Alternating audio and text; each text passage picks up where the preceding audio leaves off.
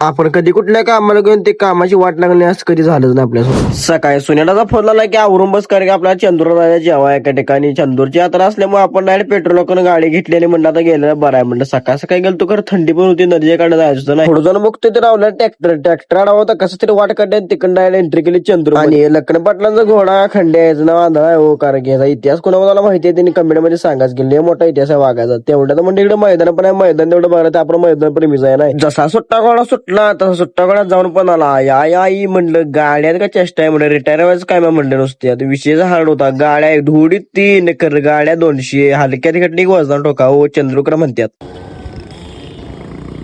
जसं मैदान संपलं तसं आपण जरा देवाला जाऊया म्हणलं. देवाला पण गर्दी नसल्यामुळे देवाला गेलो आणि आपण डायरेक्ट गेलो जेवायला. जेवण घेतलं आणि म्हणलं आता गेलेला बरं आहे. तळ्यात अनेकदा आपल्याला अडचण आली. सो आपण काय पाप केलं तर कोणाला ठाऊक. कशी तर सांद्रीतनं गाडी काढून घर लावलं आणि घरात पहिल्या म्हणजे पाणी नाही जा. आपण पाणी घेऊन आलो डायरेक्ट आपण गेलो लखनपाटला संग हातकंडा, कारण लखनपाटलाचं कागदपत्राचं काम करायचं होतं म्हणलं जायला लागते आता. जसं आम्ही अर्ध्या पाऊन तासाचं काम आवरलं तसं म्हणलं गाडीच किक मारून गेल्याला बरं आहे म्हणलं घरला. घरात आणि आपल्याला भुका पण लागल्या, घरात काय जेवण पण लवकर केलं होतं म्हणून आपण म्हणलं जरा भेर करून खाय आपल्याला येते त्यामुळे करायला लागते. तेवढ्या संध्या फोन आला सारांना म्हणलं जरा व्हिडिओ शूट घ्यायला यायला लागते केदार तुम्ही. आपण केदार मग बसतोय केदारला लगेच काढली गाड्या लगेच शूट करायला गेलं. जसं अर्ध्या पाऊन तसं शूट घेतला तसं आपण आरती लावली. आरतीला जरा मोदक तेवढा खाऊन घेतला.